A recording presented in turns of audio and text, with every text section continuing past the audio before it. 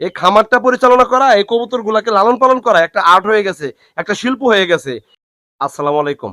কবুতর পালন করে যারা সঠিকভাবে এরকম জোড়ায় জোড়ায় ডিম বাচ্চা বের করতে পারতেছেন না, আপনাদেরকে কয়েকটা কথা বলবো, কথাগুলো গুরুত্ব সহকারে শুনবেন। এই কবুতরের বাচ্চার ভিডিও দিছিলাম আজ থেকে 3 অথবা 4 দিন আগে, যে আমার আলটিমেটলি একজোড়া কবুতরের বাচ্চা বের হয়েছে। এরা জীবনে প্রথমে বাবা মা হয়ে বাচ্চাগুলা দুনিয়ায় আসছে।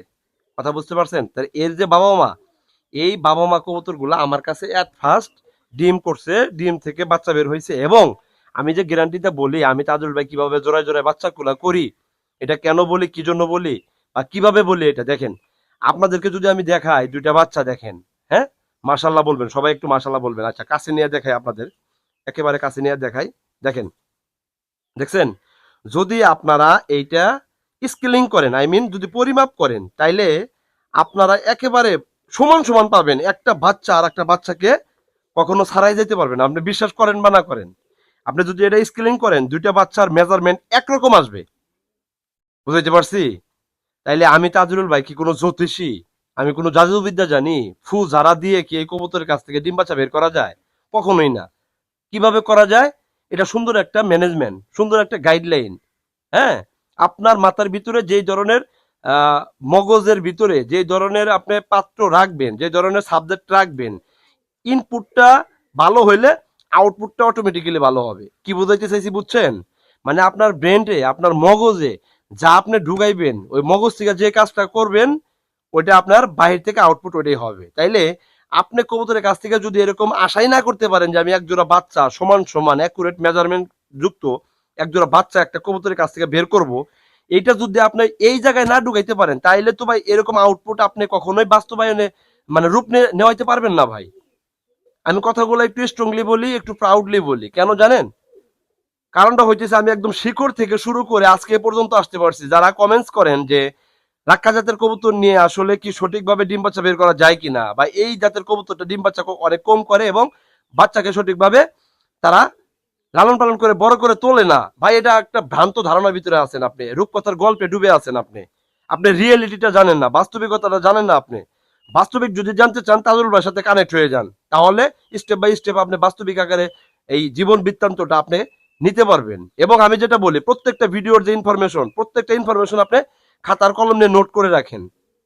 বুঝতে পারছি? আপনার লস করার জন্য আমি তাজুল ভাই নিজের খায়, নিজের পরে, নিজের ব্যস্ত সময় কাভার করে আপনাদেরকে অনলাইনে টাকা খরচ করে নেট কিনে এই যে ভিডিওগুলো আপলোড করি, ভিডিওগুলো বলি, এটা কি আমার ব্রেন খরচ হয় না ভাই?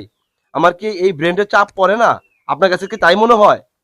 আপনি শুধু মোবাইলে স্ক্রল করতেছেন, দেখতেছেন আর ভাবতেছেন, একটা কমেন্ট করে যাইতেছেন। ভাই এত সহজ না ভাই। এই খামারটা পরিচালনা করা, এই কবুতর গুলাকে লালন পালন করা একটা আর্ট হয়ে গেছে, একটা শিল্প হয়ে গেছে। এটা আপনার এই জায়গা থেকে অন করতে হবে।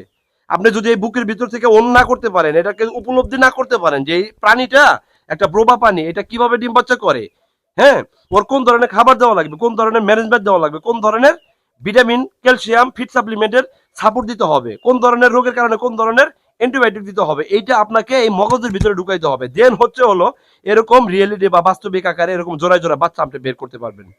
কথা বুঝতে পারছেন? ফার্মিং জগতে আপনার যতগুলা কোশ্চেন আছে, প্রত্যেকটা কোশ্চেন সারা দিন ভর যদি আপনি কোশ্চেন করেন আমারে, আমি যদি ঘন্টার পর ঘন্টা, মাসের পর মাস, দিনের পর দিন যদি আপনাকে আমি অ্যান্সার করতে যাই, আপনি প্রশ্ন করে শেষ করতে পারবেন না, আপনি দমায় যাবেন, আমি দমাবো না।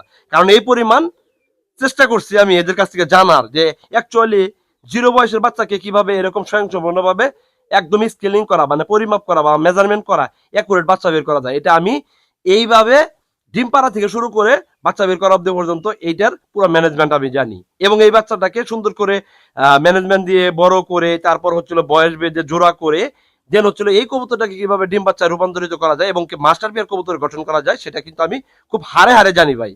তাইলে আপনি এক জোড়া কবুতর দিয়ে 100 জোড়া কবুতরের স্বপ্নটা দেখেন না কেন? দেখতে কোনো সমস্যা আছে? মানুষের জীবনে প্রত্যেকটা কাজ দুইবার ঘটে।